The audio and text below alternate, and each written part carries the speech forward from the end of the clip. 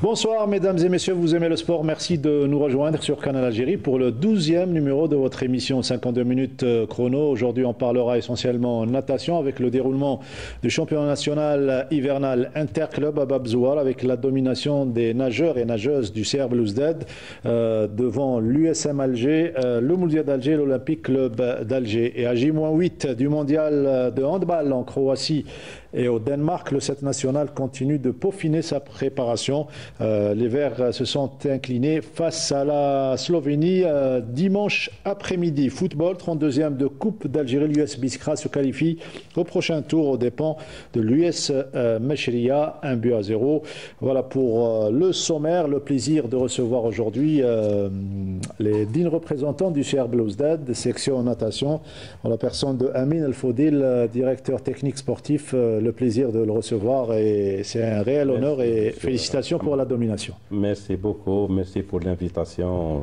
J'espère qu'on sera à la hauteur. Inch'Allah, comme ce fut le cas dans le bassin de Babzouar. Ouais. Voilà, avec nous également Ramzi Chouchar, champion d'Afrique du 404 nage et également il a dominé ce championnat national dans sa spécialité de prédilection. Le plaisir de le recevoir, Ramzi, bonsoir. Bonsoir, merci beaucoup pour l'invitation, c'est un plaisir d'être là aujourd'hui. Ce plaisir est pour nous surtout quand on reçoit des jeunes champions avec la tête sur les épaules. Badardine Belhadjouja, bonsoir, notre consultant. Bonsoir Mokhtar, bienvenue à nos chers invités et puis je suis très content de retrouver un ancien élève, un ancien champion, je suis ravi.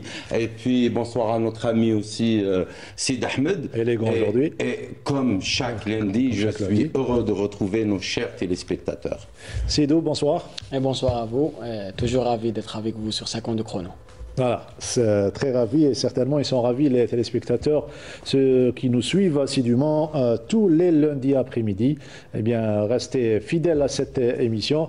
On est là avec vous depuis 2012, la saison des Jeux Olympiques de Londres. Ça fait déjà une dizaine d'années plus, donc 12 ans que l'émission passe sur Canal Algérie, l'une des plus anciennes des programmes de la télévision algérienne et ça nous honore. Voilà, c'est parti, le décor est planté. On va commencer juste pour planter le décor et avant de revenir sur les résultats obtenus par le CR Belouizdad et ce renouveau au niveau du club. Vous êtes le directeur technique sportif de ce club emblématique qui existe depuis 62, vous venez de le dire, et une domination et un retour en force surtout après donc l'hégémonie du Mouloudia d'Alger, de l'USM Alger les dernières années surtout.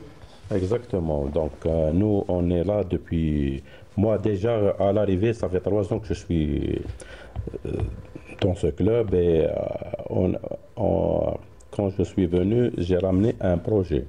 Le projet il consiste déjà à rehausser le club devant les ténors de la natation, en l'occurrence le MCA et l'USMA, et construire une école qui va durer dans le temps. Alhamdoulilah, maintenant, on est arrivé, non? On est à la moitié du chemin. Déjà, l'année passée, on a gagné le titre de l'Interclub, plus le championnat national d'été. Et cette année, on l'a concrétisé pour une deuxième fois. Donc, je pense que ce travail... je remercie bien sûr les athlètes qui ont tout le mérite d'être champion, bien sûr, et tout le staff technique, administratif, et à leur tête le président du club, M. Boukroucha. Voilà. Vous avez commencé par un mot très important, un projet. C'est ce qui n'existe pas dans d'autres clubs. C'est le projet qui a emballé peut-être notre jeune Ramzi Chouchar à rejoindre le club. Oui. Ambitieux, on va le dire. On va dire que c'est sûr que le CRB déjà nous a donné la chance de concrétiser un projet avec la structure. Ouais. Là, on est très content de ça. On est très content aussi du soutien du club. Que tout est en corrélation pour que tout le monde performe à un instant T. Là, on est content. C'est l'un des clubs, je dirais que je suis passé par plein de clubs. Ouais. Et le CRB fait partie des clubs actuellement avec une vision très claire et très structurée. Donc c'est ce qui personnellement m'a intéressé à venir au club. Projet, club structuré, c'est ce qui anime pratiquement les dirigeants et athlètes. Effectivement, vous savez, chaque athlète qui cherche la performance, qui veut aller jusqu'au bout de ses possibilités, il choisit un club là où il y a un projet. Donc, comme vient de le dire le DTS, il a un projet. Et qu'est-ce qui intéresse l'athlète en premier lieu? C'est la disponibilité du bassin en natation. C'est les créneaux, c'est-à-dire combien d'heures par année, par cycle, par mésocycle, il doit s'entraîner. Donc tout doit se mettre à la disposition de l'athlète pour pouvoir arriver à un haut niveau, c'est-à-dire faire de la performance. Donc aujourd'hui, il faut qu'on le dise. Toutes les structures qui existent, que ce soit ministérielle, ligue, club et plutôt encadrement, etc., sont mis à la disposition de l'athlète, sont au service de l'athlète. Ouais, c'est ce qu'on a, on va revoir en image. Sid Ahmed, vous avez l'habitude de couvrir les différentes compétitions nationales, habitué surtout à la domination du Mouloudia ou bien au Mouloudia à l'USM Alger. Cette fois-ci, la donne a vraiment changé. Oui, c'est bien pour la compétition, pour le spectacle. Et monsieur l'a dit tout au début, il a un projet, c'est de détrôner ces deux équipes. Et on voit que ça marche. Ça marche et on va le voir en image avec le reportage de Sarah Derbel qui a couvert la dernière journée de ce championnat national hivernal interclub. Les plongeons s'enchaînent, les nageurs prennent le départ avec une grande concentration. Et le public suit chaque mouvement. À la piscine de Babzoar, 500 participants se sont affrontés. Sous un encadrement parfait, un staff médical attentif et une organisation sans faille pour que chaque nageur puisse donner le meilleur de lui-même. Un premier grand défi pour la nouvelle fédération et la Ligue algéroise. Cette année, on a eu 27 clubs avec un nombre de 500 nageurs qui est élevé par rapport aux éditions précédentes. C'est par rapport à l'émergence de nouveaux clubs qui ont engagé un nombre important. D'habitude, il y a des clubs qui ont engagé un petit nombre de nageurs. Plus de nageurs, ils ont eu plus d'engagement. Il y a des séances, c'est par rapport au nombre de nageurs. Même on a prévu peut-être pour les saisons prochaines, on va augmenter le nombre de séances pour éviter ce genre de problème. Ce qui domine cet événement, c'est le CRB, le Mouloudia et l'USMA. Et il y a le Oueled Moussa qui sont en 4e position, qui sont de la région de Boumerdaz. Et pas mal de clubs de l'intérieur du pays qui sont un peu émergés avec ces clubs d'Alger. Et espérons pour le futur qu'ils seront parmi les meilleurs dans ces événements de la Fédération algérienne de natation qui concernent les compétitions nationales. Parmi les 27 clubs présents, notre attention s'est portée sur le CRB. Une équipe qui incarne parfaitement l'équilibre entre la fougue des jeunes talents et l'expérience de l'élite. Mahdi Benfri, un jeune de 18 ans, venu de Tlemcen, a réussi à se distinguer lors de ce championnat. J'ai 12 ans de natation, avant في WST وات وهذا العام دخلت مع CRB. Bon, les performances تاع العام اللي فات صافا ما وليش لي طون تاعي كيما بيرفورمانس تاع البارح صافا مالغري لي فوت درت بزاف لي فوت بصح كومام عم سميركم. De son côté, Amel Malih, qui n'est plus à présenter, a elle aussi brillé sous les couleurs de son nouveau club. J'ai nagé 50 crawls, 100 crawls et 200 crawls, plus les relais. Sur 100 crawls, je suis à quelques centièmes de mon record national, donc je suis assez satisfaite. Et ce matin, j'ai battu le record d'Algérie du 200 nage libre, même si ce n'est pas ma spécialité, mais je m'y suis mise cette année. Je suis super contente parce qu'il y a de plus en plus de jeunes qui viennent me voir et me poser des questions. Et c'est génial parce que je suis quelqu'un qui aime beaucoup partager. Et j'ai envie de leur dire aussi qu'avec du travail, tout est possible. Parce que moi, j'ai 31 ans. Et je continue à battre des records nationaux, à me rapprocher de mes meilleurs temps. Donc c'est bien qu'ils aient aussi cette vision-là des sportives, notamment en Algérie, qu'en fait, on n'est pas obligé de s'arrêter à 15 ans ou 20 ans.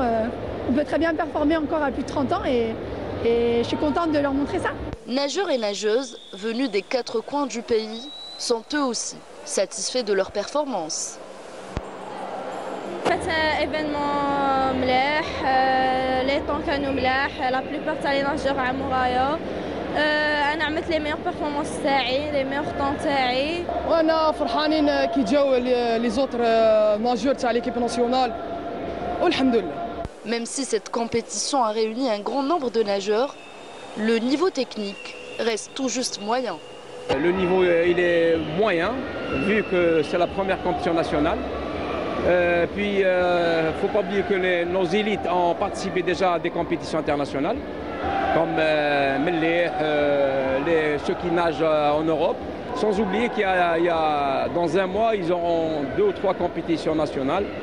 Et ça va, normalement, Inch'Allah, ils vont progresser d'ici là. Sous les projecteurs de ce championnat hivernal interclub, les clubs algérois ont brillé, avec le CRB qui a mérité sa première place, suivi de l'USM Alger et du Mouloudia d'Alger.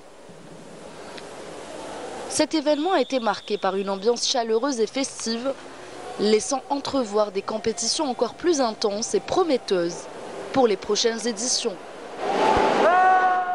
Ah, c'est toujours le cas quand il s'agit de championnat national de natation, l'ambiance est présente surtout et c'est les retrouvailles, c'est une famille pratiquement la natation. Exactement, exactement. C'est déjà, j'ai parlé du projet du CRB et l'un des objectifs de ce projet, c'est la convivialité et c'est de rassembler la famille. Voilà, rassembler toute la famille de la natation, surtout les nageurs.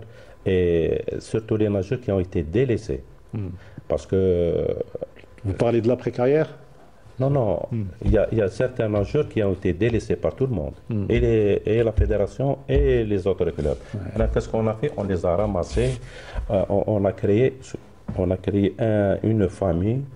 Maintenant, la famille elle a donné ses fruits. C'est-à-dire que maintenant, chaque athlète qui est comme Ramzi, comme... Il y a Ben Bara, avant Melih, il y avait Ben Bara. Le jeune de Tlemcen également. Exactement. Ces gens-là, ils ont trouvé le climat idéal pour... Favorable, oui. Exactement, un climat favorable pour, c'est-à-dire qu'ils... S'épanouir en tant que... S'épanouir et donner le meilleur d'eux-mêmes. Très bien. C'est l'un des objectifs, enfin, l'un des objectifs de ce d'abord moral, oui. Les d'abord moral, l'objectif. Exactement, moral. Donc, à partir de là, on a les performances, c'est après. C'est déjà de créer cette ambiance festive des jeunes et à partir de là, ils peuvent s'exprimer dans l'eau comme ils peuvent. Et c'est une protection pour l'athlète, n'est-ce pas, Ramzi? C'est ça, c'est l'un des avantages de le club, c'est qu'on a l'esprit de famille. Ça veut dire qu'on est tous là pour se soutenir dans le bon comme dans le mauvais, dans les bonnes performances comme dans les mauvaises. Parce que le sport, c'est ça, c'est une victoire, c'est une défaite. Exactement. Et c'est un truc qu'on n'avait pas forcément pour les autres clubs. Donc on a GF l'étranger, Njo, Klouahed de son côté. Là, c'est vraiment quelque chose, on est soudés à 100%. Ça veut dire que s'il y a quelqu'un qui va nager, on est là pour l'encourager. S'il y a quelqu'un qui manque de confiance, on est là pour le motiver. En fait, c'est un partage d'expérience, c'est un partage de plein de choses. Le CRB, c'est beaucoup plus qu'un club d'Oka. C'est devenu réellement une synergie particulière. Et si on parlait de Ramzi Choucha, là, personnellement, c'est pratiquement une carrière riche en succès, d'accord, mais surtout de sacrifices. Vous êtes sacrifiés, les parents se sont sacrifiés pour la réussite de leurs enfants en sport et donc vous êtes le parfait exemple de cette réussite. Ça fait 7 ans que vous êtes en France, vous êtes dans un club structuré en France, mais en même temps vous n'avez pas oublié vos études. Racontez-nous un petit peu votre périple. Alors, déjà, c'est sûr que sans les parents on ne peut rien faire, sans le soutien indéfectible des parents. Moi, je ne serai pas là à l'instant T. Oui, c'est vrai que depuis que je suis en France, je me suis basé surtout de base sur le double projet parce que les études, c'est important. La natation, c'est important. Mais les études, c'est encore plus important parce que c'est l'avenir. Aujourd'hui, ce que je voulais faire, c'est montrer qu'un double projet est réalisable. en faisant du sport de haut niveau et en parallèle des études avec un master ou un double master ou une licence. Anna, ce que je peux dire, c'est que grâce à tout ça, Anna, ça m'a forgé en tant que nageur et même dans ma structuration d'un projet, en fait, je sais exactement où je veux aller, de quelle manière et tout ça, en fait, c'est grâce à toutes les expériences que j'ai eues depuis le début. Et ça n'a pas de vie de jeune, un athlète de haut niveau. Ah bah oui, pour arriver au plus haut niveau, il faut des sacrifices. Moi, je voudrais rebondir quand même sur les dires des invités. Le CRB, on veut revenir à un état d'esprit. Le sport, d'abord, c'est un état d'esprit. C'est ce qui m'a plu dans leur discours, c'est l'état d'esprit. Sans l'état d'esprit, on ne peut pas progresser. Ce n'est pas vrai. Donc voilà, d'une part. D'autre part, notre champion le dit, c'est-à-dire pour arriver, ma famille m'a aidé, il ne faut pas oublier. Sa maman était en athlétisme, son grand-père maternel aussi a été Mohamed Sghir, Mohamed Sghir a été aussi entraîneur de l'équipe nationale féminine de 1978. Et joueur star également. Voyez-vous, cet état d'esprit, il ne peut qu'être favorable pour la progression et l'encouragement de ces jeunes pour avancer. Donc maintenant, est-ce que la grande question qui se pose peut-être au DTS, est-ce qu'on a les moyens pour aller au plus haut niveau? C'est ça le plus important, parce que souvent on se dit voilà, on a ça, on a l'état d'esprit, mais ça ne suffit pas. Il faudrait des exigences du haut niveau, il faudrait une organisation tenace pour pouvoir amener ces jeunes au plus haut niveau. Vous y pensez certainement. C'est une question pertinente si tout le monde la pose. Et la réponse, elle est vraiment complexe parce que le haut niveau, il faut beaucoup de moyens. J'ai le regret de le dire que chez nous, on ne peut avoir le haut niveau, faire le sport du haut niveau parce que beaucoup de moyens, beaucoup de contraintes. La première contrainte, c'est l'espace de travail, c'est-à-dire le bassin. L'infrastructure, oui. Déjà, nous, on s'entraîne dans un bassin qui est plein de beaucoup de clubs, beaucoup de nageurs. Les créneaux ne sont pas disponibles. Les créneaux ne sont pas disponibles et même les créneaux s'ils sont disponibles, c'est des créneaux de 1h30, 2 heures au maximum. Donc c'est déjà pour parler de haut niveau, il faut parler de 8 heures d'entraînement comme M. Ramzi l'a fait avec M. Luca, il va vous en parler plus tard. 8 heures d'entraînement, suivi de travail de musculation, nutritionniste, le médecin, tout ça, c'est le haut niveau. En plus, l'esprit de l'athlète doit avoir un esprit libre, c'est-à-dire s'il fait des études. Il doit être tranquille, il ne doit pas penser examen, il a un examen, donc il va s'entraîner. C'est un enchaînement, c'est tout un enchaînement. Un ensemble de choses, oui. Exactement, c'est difficile de parler de haut niveau. Pour le moment, dominer le championnat national et après on verra. Allez, vous restez avec nous, il vient de parler de handball, Mohamed Sghir, transition toute faite pour parler de la participation algérienne au championnat du monde de handball, qui débutera dans quelques jours en Croatie et donc au Danemark du 14 janvier au 2 février. Halim Maouchi nous fait un petit peu un état des lieux sur la préparation de notre équipe nationale. Le reportage est signé Toufiq Darbal et le commentaire est celui de Halim Maouchi. Malheureusement, la préparation n'était pas adéquate et bien comme on voulait. Ce stage d'une semaine pour préparer la Coupe du Monde, pour moi, c'est insuffisant de faire une préparation telle que digne d'une préparation d'une Coupe du Monde. Tout le monde est unanime.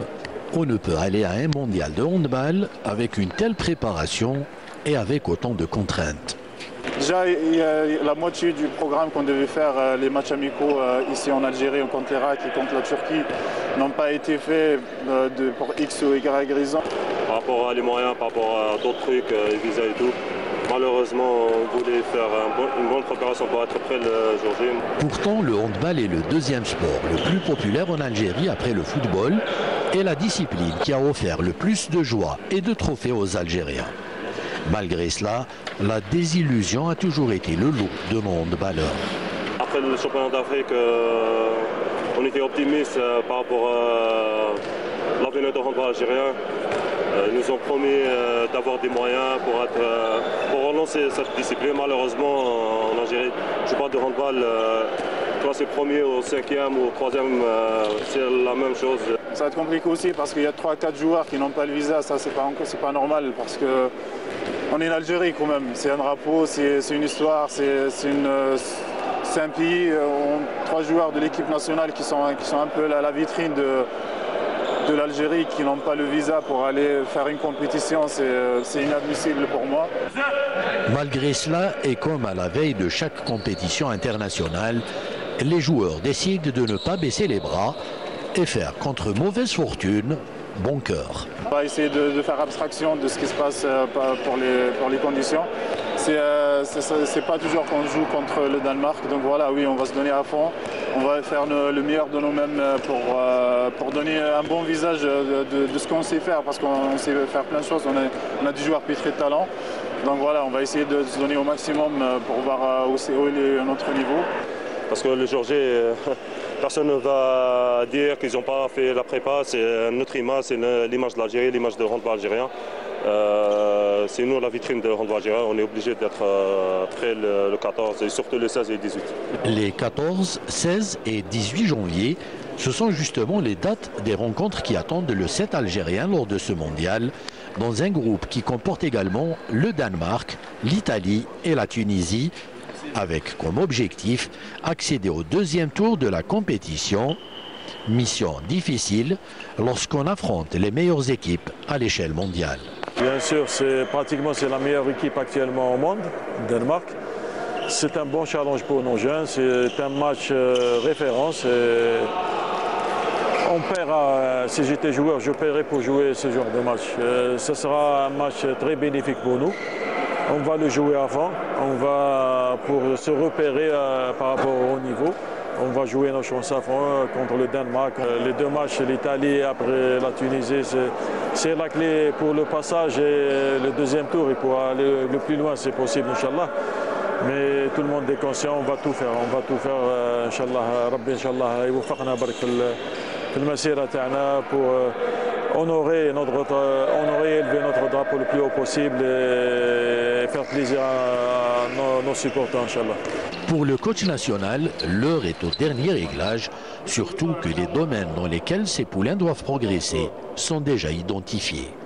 Et les joueurs ils sont bien préparés, on a quelques petits bobos, on est en train de les récupérer, alhamdoulilah. On a travaillé sur la doublure, surtout en défense, où ça va peser beaucoup, parce qu'on va jouer contre des équipes mondiaux. Ça demande beaucoup de présence, de densité, de morphologie, de gain de duel. Il faut jouer sur la rotation surtout, pour ne pas être défaillant par rapport à la dernière CAN, surtout sur la profondeur du banc de touche. Inch'Allah, il y a de bons jeunes, il y a de bons nouveaux jeunes qui vont rapporter leur plus au groupe. Inch'Allah, je fais entièrement confiance à mes joueurs.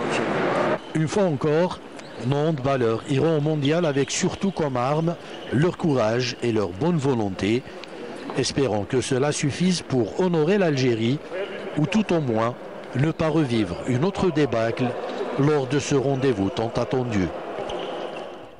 Voilà, honorer l'Algérie et faire abstraction du manque de préparation, c'est du déjà vu, ça, Bedardine Belhadjouja. Écoutez, pour le handball algérien, pour le sport d'une manière générale. Du handball algérien se prépare dans la difficulté, c'est peu dire. Ouais. Hein, moi, je dirais que c'est une situation scandaleuse. Et il faut le dire, il s'agit du handball.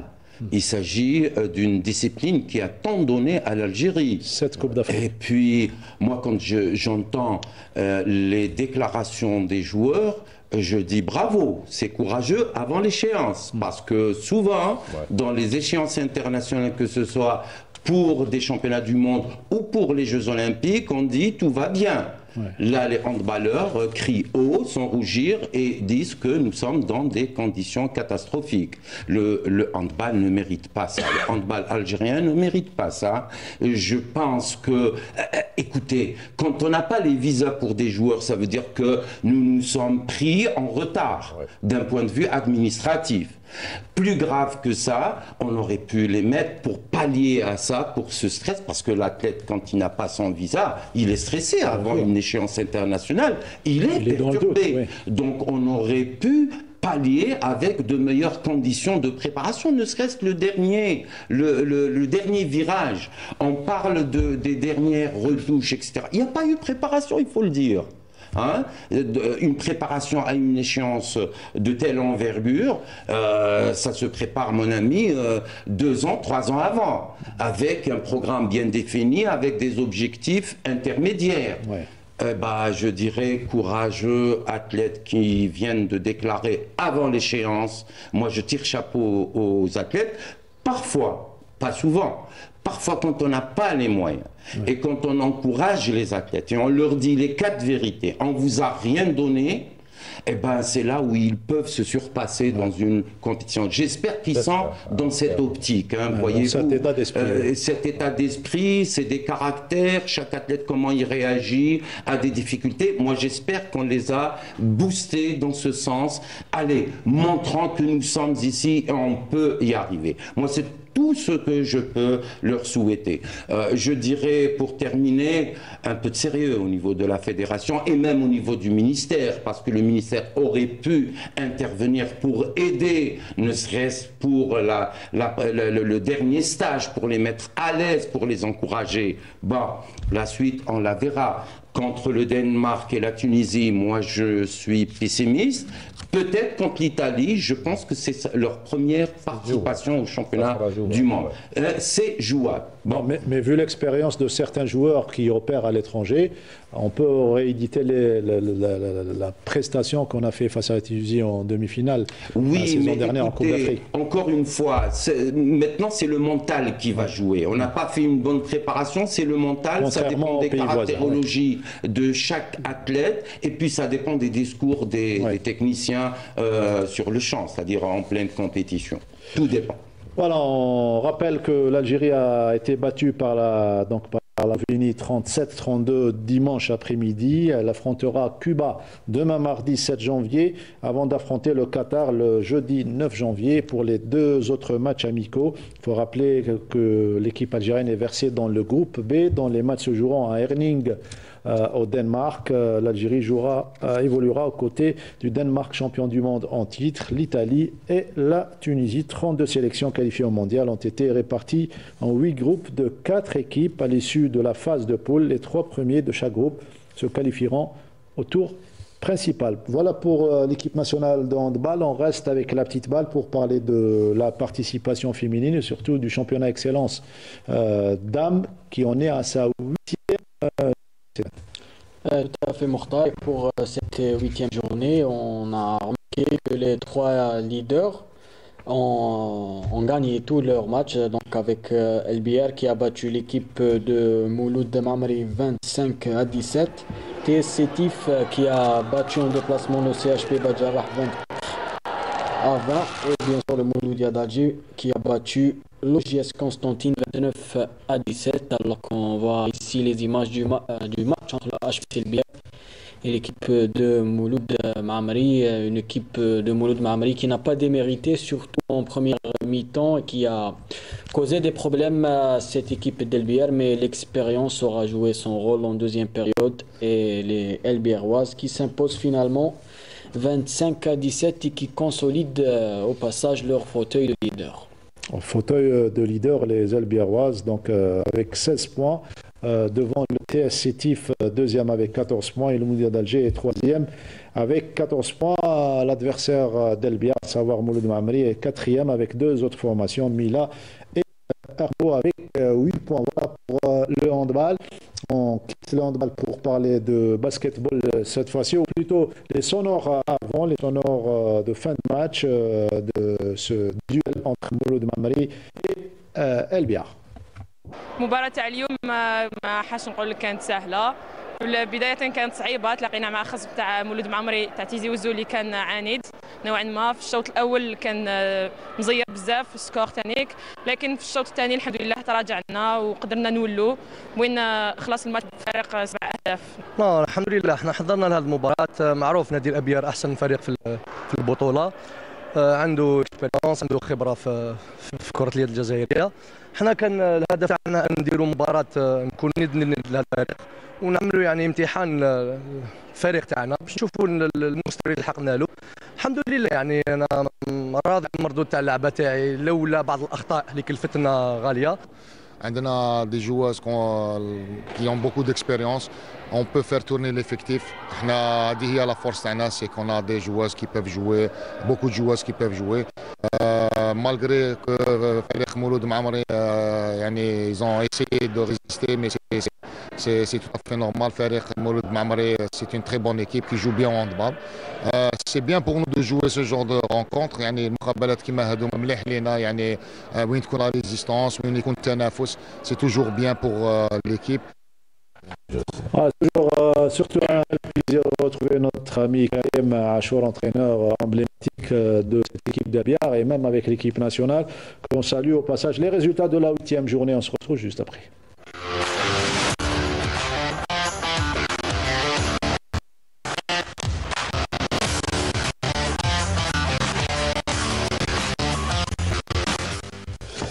Voilà, c'était les résultats et le classement de cette, après la 8e journée de la division d'excellence. On passe au basketball féminin avec la 4e journée pour parler de ce match.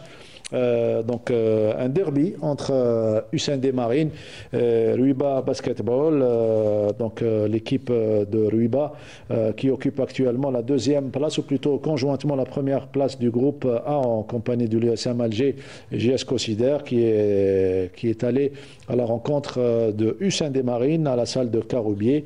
Retour sur ce match avec Ramzi Hamdi.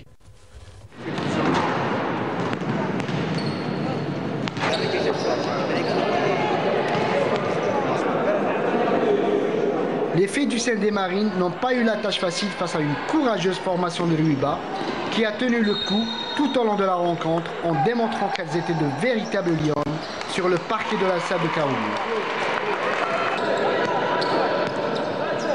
En effet, les camarades de Kawa ont eu les pires difficultés à poser leur jeu face à une équipe du RCB compacte lors du premier quart-temps, mais arrivent quand même à prendre le dessus, mais avec seulement 3 points d'écart dans ce premier quart-temps, soit 14 à 11.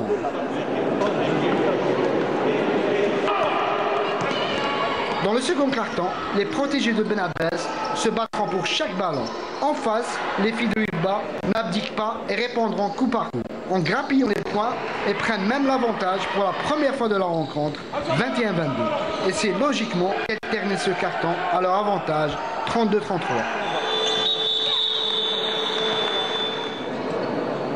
Touchés mais pas coulés, les camarades de Saïdani, meilleurs joueurs sur le terrain, entameront ce 3e carton avec la ferme intention de creuser l'écart. Mais en face, Ruiba, malgré les nombreux échecs à 3 points, arrive à rester au contact, en terminant avec seulement 2 points d'écart, soit 49 à 47. Dans le 4e et dernier carton, la fatigue aidant, Ruiba lâche du lest alors que les Marines retrouvent leur efficacité en enchaînant les points, où les dernières 4 minutes furent fatales pour les visiteuses qui laisseront la victoire aux partenaires de Chebot qui parviendront à s'imposer 71 à 63, même s'il faut rendre hommage à cette jeune équipe du RCB. Les filles ont ainsi démontré qu'elles auront leur mot à dire cette saison, alors que le HDM démontre qu'en plus d'être un club formateur, jouera les premiers rôles. Nous avons eu un adversaire, Liem Ruiba, Allah Ibarak. C'est une équipe d'avenir, Inch'Allah, jeune, et elles nous ont créé beaucoup de problèmes. Notre équipe, certes, n'a pas vraiment donné le vrai visage de ce qu'on a comme niveau, mais reste toujours utile qu'il y avait un beau match. Et le plus important, quand on a eu cette victoire, on a su gérer surtout le dernier quart-temps avec un peu plus d'expérience par rapport à l'équipe adverse. Et j'espère qu'à l'avenir, l'équipe va progresser par rapport, parce que c'est le deuxième match du championnat. Vraiment, c'est difficile. On n'a pas encore pris le rythme, donc espérons qu'à l'avenir, Inch'Allah, vous savez très bien, nous avons quand même, ça fait quand même une dizaine d'années qu'on maintient un cap entre la première place, 3e et on joue la plupart dans les finales. On a eu beaucoup de mérite et espérons que cette année, ça va être pour nous et Inch'Allah, le dira, Inch'Allah. Sans vous cacher, c'est une jeune équipe. On a une très jeune équipe. on commence à travailler, ils commencent à croire dans le travail. Inch'Allah, on arrive. On a déjà une règle contre une équipe très expérimentée par rapport à nous. Il y a eu quelques erreurs, je ne vous cache pas, il y a eu quelques erreurs. Mais dans l'ensemble, c'était un match très positif. On a pris plein de choses, de bonnes choses. Ça va nous aider dans l'avenir. Dans l'ensemble, là, je suis très satisfait de mes Lions. Je les appelle mes Lions. Elles ont très bien travaillé. Le quatrième carton, on a lâché. Ils ont lâché un petit peu. C'est logique par rapport à la pression et tout ça. Mais on a très bien joué. Ça va être pour le prochain match, Inch'Allah. Voilà, beaucoup de sportivité et de respect entre les deux dans ce duel qui a tenu toutes ses promesses. Victoire du Saint-Des-Marines avec un match en retard. Il faut le rappeler avant de découvrir les résultats. On va réécouter les deux entraîneurs concernant, on en parle dans chaque émission, l'urgence de passer à une nouvelle réforme, notamment pour les sports collectifs. On veut faire de la performance aux gens, avec le travail, on fait 6 sur 7, mais les moyens ne suivent pas. Même infrastructure,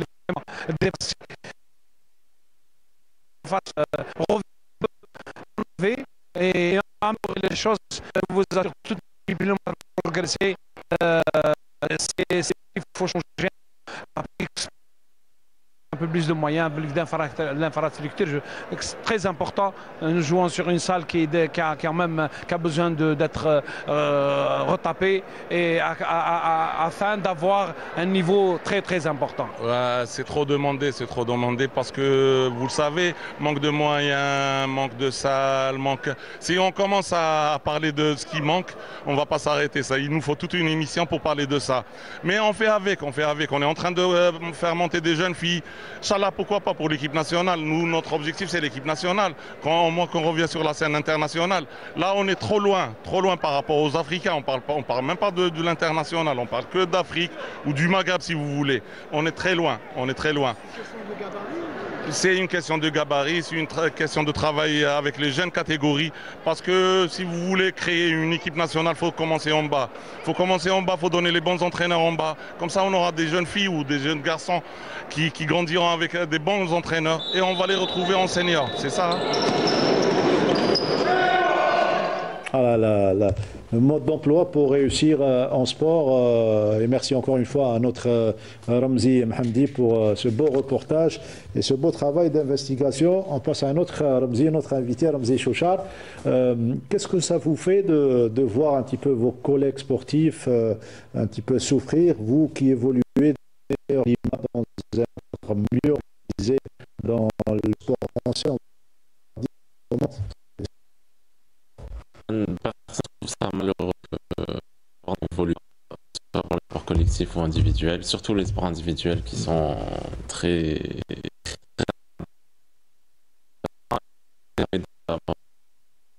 un bon suivi, un bon et faire quelque chose entre guillemets le c'est et la formation. Donc c'est ça l'avantage qu'on a au niveau du club. Pas encore de club et de faire mieux avec les moyens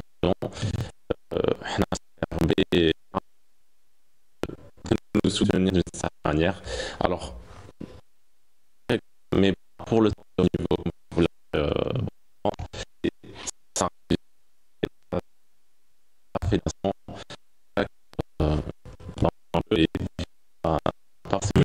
qu'il nous faut pour aller peut-être plus loin qu'un titre de champion d'Afrique. On continue de défendre le sport et les sportifs ou bien on se contente de donner uniquement l'information qui a gagné, qui a perdu? Mais non, il faut défendre les athlètes. Vous savez, pour moi, c'est un principe qui ne s'effacera dans ma tête à jamais. Hein. D'une part. D'autre part, quand on parle de réforme, moi, peut-être, je vais encore paraître désagréable. Mais quand on parle de réforme, ce n'est pas uniquement les finances, c'est aussi on regardait le passé et il faut le dire, l'infrastructure, il y a eu quand même une volonté politique, il y a eu une construction d'infrastructures. Les techniciens pour ces infrastructures. À titre d'exemple, le basketball ne se pratique plus sur des salles qui ont du prix. Il n'y a que 2 salles sur Alger à mon information. C'est-à-dire moi, effectivement, est-ce que c'est suffisant pour le basketball, pour élever le niveau de cette discipline? Je dirais non. D'autre part, est-ce que quand j'entends un entraîneur dire c'est notre deuxième match en D2 de janvier, ça veut dire que ces filles sont restées pendant 3 mois. Est-ce qu'on peut, dans une phase transitoire, après un match à la saison, se reposer 3 mois? On va revenir à zéro. C'est ça. C'est pour cela qu'on ne sait dire. Il faut créer une réforme, une complète avec tous les paramètres. Pas uniquement le aussi le sport et la loi du sport en ligne. Parce que d'une fédération à une autre, on a besoin d'un organigramme bien spécifique à cette... Écoutez, si par exemple une discipline entre guillemets minime qui vient de débuter en Algérie, est-ce qu'on a besoin d'un DTN, d'un DEN? Eh ben non, c'est l'émancipation, c'est l'élargissement des effectifs, c'est la formation. Par contre, d'autres disciplines où on a des champions, il y a une organisation meilleure. Depuis 1960 et autres, nous avons là le même organigramme au niveau des fédérations. C'est dommage. C'est dommage. Faut-il comprendre qu'une nation se porte bien, que le sport, c'est la vitrine d'une nation qui se porte bien. Vous êtes en même temps directeur d'une piscine. À Araya, vous rencontrez des difficultés où les clubs qui viennent chez vous rencontrent ce genre de difficultés? Déjà, dans cette région, il y a des clubs, c'est-à-dire qui sont, on va dire, nouveau-nés. C'est-à-dire que la plupart ont 2 ans, 3 ans d'existence. Ils ont suivi l'ouverture de la piscine. Exactement. Donc, ils sont en phase de formation. Donc, ils ont uniquement des écoles. Donc, mais je pense que malgré ça, il y a beaucoup de clubs qui s'entraînent là-bas. C'est-à-dire, il y a, je ne sais pas, il y a un problème déjà. Et déjà, le problème est que quand une piscine se construit dans une localité, alors les clubs environnants commencent à créer les sections de natation. Donc ça, en créant des sections de natation, tout le monde, une fois la piscine achevée, ils veulent tous rentrer, ils veulent tous intégrer, faire une formation, mais ça, c'est pas la politique, c'est pas la bonne politique déjà. Déjà, quand on construit une piscine, c'est déjà qui va s'entraîner là. Voilà, c'est par rapport. Voilà, il y a la Ligue et la fédération. Voilà. C'est eux qui vont donner la suite à ça, à l'entraînement, à ça plutôt. Donc, Anna, je pense que si on parle, je reviens à ce qu'a dit M. Belhadjouja, le sport en lui-même, il faut réorganiser le sport. Déjà, il faut commencer par des textes de loi, il faut changer les lois. Et pour changer les lois, il faut associer tout le mouvement sportif, déjà pour commencer, parce que le sport en lui-même, il vit dans un marasme. Désolé de le dire, en otage, mais dans un marasme, déjà, quand on voit les Jeux Olympiques, les derniers Jeux Olympiques, déjà, on a le bilan du sport algérien. Voilà, avec les 3 médailles qui... Et les 3 médailles qui cachent la forêt, exactement. Voilà, donc l'arbre qui cache la forêt. On revient au basket pour découvrir ensemble les résultats de cette journée. On se retrouve juste après.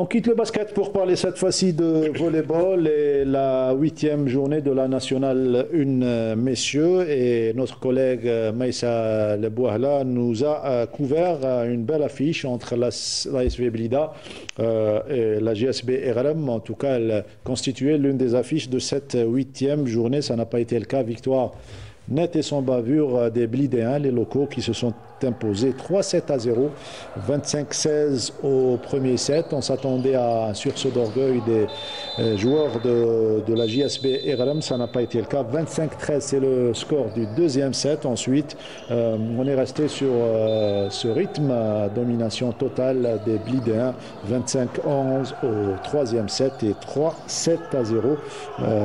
Blida qui occupe pourtant la 8e, ou plutôt la 7e place, alors que RLM est 9e au classement. On va suivre surtout les meilleures séquences de cette rencontre et vous voyez la nette domination des Blidéens dans ce match à tous les niveaux, que ce soit au service ou bien en se rapprochant du filet. Forte présence des joueurs, notamment sur le plan taille, et ça donne une domination alors que RLM est en train de progresser petitement mais sûrement, et surtout jouer le maintien, c'est l'objectif principal cette saison. Et dans quelques instants, on va écouter les impressions à chaud recueillies par notre collègue Maïssa Lebouahla. Là également, RLM fait partie de une ville de volleyball, à savoir Béjaïa. Ah bah oui, Béjaïa, écoutez, cela fait déjà plusieurs années, si ce n'est pas une décennie, que Béjaïa domine le volleyball chez les dames, et aussi ils ont de très très bons clubs chez les hommes. Écoutez, ce qui a fait la force de Béjaïa, moi je suis au courant. Il y a eu plusieurs techniciens qui ont été formés au niveau de l'ISTS. Ils sont de Béjaïa et qui se sont formés ici à l'ISTS, notamment les entraîneurs d'athlétisme et les entraîneurs de volleyball. Mais ce qui est bien, c'est qu'ils ils sont retournés à leur ville natale et ils ont formé pour servir le sport. Oui, pour servir le sport au niveau de leur wilaya. Et je le tire chapeau, c'est ce paramètre-là qui a fait la force du volleyball béjaoui. Dans pas mal de sports et notamment les disciplines techniques. On va écouter les impressions à chaud juste après cette rencontre. C'est une nouvelle équipe اللي ان شاء الله رانا نخدموا معاها باش تكون يعني on va jouer pour la on est en train de travailler pour la saison prochaine. On va préparer cette équipe jeune, c'est pour les années d'avenir inchallah. جيسبر ان شاء الله دوكا هذا الماتش اللي نبداو به ان شاء الله ما نزيدوش نحبسوا. مازلنا بروشين ماتش ثاني نلعبوا على الاكستيريور كونتر بالطيوه. سي دي زيكيب وين لازم مع لي زيكيب هذوما باسكو اكطويلمون اون ا فيزي كيلكو زيكيب على باش بور جوي لو بلاي اوف. لوبجيكتيف اكطويل سي جوي لو بلاي اوف. كاين دي زيكيب كوم يغرم سي اون ايكيب جون يعطيهم الصحه. جو فيليسيت بور لو روندمون يلعبوه. On a fait un bon match aujourd'hui, j'espère نكملوا هكذا ان شاء الله pour atteindre l'objectif ان شاء الله تاعنا. Il nous reste beaucoup de travail à faire. Avec ces jeunes, il y a beaucoup de choses, beaucoup de travail à faire. J'espère qu'on va pouvoir remonter cette pente d'ici la troisième phase. Parce que je ne vais pas parler de la deuxième phase, d'ici la troisième phase, Inch'Allah. Et pour assurer surtout le maintien dans cette division supérieure, à savoir la Nationale 1. Les dernières minutes de cette émission, on revient à nos deux invités, directeur technique sportif du CR Belouizdad, section natation, Amin El-Fodil, et ainsi Ramzi Chouchar, nageur de ce club et surtout champion d'Afrique dans le 400 mètres 4 nages, qui nous a fait part de son expérience et surtout de cette différence entre prise en charge là où il est installé en France et ici en Algérie. Heureusement qu'il évolue dans un club qui a compris qu'il faut structurer les choses pour avancer et réaliser des résultats probants en natation. Tes objectifs sur le plan chronométrique, puisque tu me disais tout à l'heure que tu as réalisé de bons chronos au niveau de champion national interclub. Alors oui, comme je vous l'avais dit, J'ai changé plein de choses au niveau de mes entraînements, de ma structure d'entraînement aussi. J'avais favorisé le double projet et maintenant le double projet il est fini. Donc maintenant on se concentre sur la natation pour faire quelque chose de bien. Et les résultats aux interclubs montrent déjà un très bon résultat. Malgré l'organisation qui était un peu, on va dire, moyenne au niveau de l'écart entre l'échauffement et la compétition. Au moment, par exemple, je dis n'importe quoi, on fait l'échauffement à 16h, on nage à 22h. Pour moi, à 22h, on ne peut pas faire de performance, ou on ne peut pas se concentrer sur ces échéances-là pour performer, finalement. Peut-être on vient pour faire des records ou quelque chose, mais on n'a pas la possibilité de le faire parce que l'organisation est moyenne. Maintenant, mes objectifs à moi, ça serait les championnats du monde, une qualification et un bon résultat là-bas, et bien sûr les championnats arabes et d'Afrique qui arrivent en fin d'année. 404 nages toujours? Exactement, 404 nages, du 4 nages, de la brasse. Je me limite pas forcément sur la nage, mais j'essaye de faire, je vais essayer de faire au mieux pour avoir le meilleur résultat possible et revenir à un titre africain, Inch'Allah. C'est ce qu'on espère pour vous. En 30 secondes, les objectifs du club après cette domination aux interclubs? Les objectifs sont très simples. Championnat national de Open hiver, championnat national Open d'été. Voilà. Combien d'athlètes en équipe nationale? Combien de nageurs? J'ai mis 15. Minimum 15. Une quinzaine. Et c'est une prise en charge spéciale pour ces internationaux? Oui, exactement. On a une prise en charge spéciale pour eux et pour les autres. Un dernier message, vous avez la caméra en face, à tous les amoureux du CRB et surtout... je dirais à tous nos amoureux de cette discipline, attendez-nous, on arrive. Voilà, c'est ça. Bonne chance CRB à tous les clubs du territoire national, dans toutes les disciplines. Badalou, merci, on se retrouve lundi prochain. Merci à vous. Toujours élégant, hein, lundi prochain. Fatah Abada également dans Canal Foot. Allez, on se retrouve lundi prochain. N'oubliez pas Salah Derbel pour l'agenda sportif. Ça sera jeudi à partir de 18h25 et Fatah Abada pour donc le Canal Foot, 21h dimanche. Même chaîne, même rendez-vous. Et restez fidèles surtout à Canal Algérie. Bonne soirée.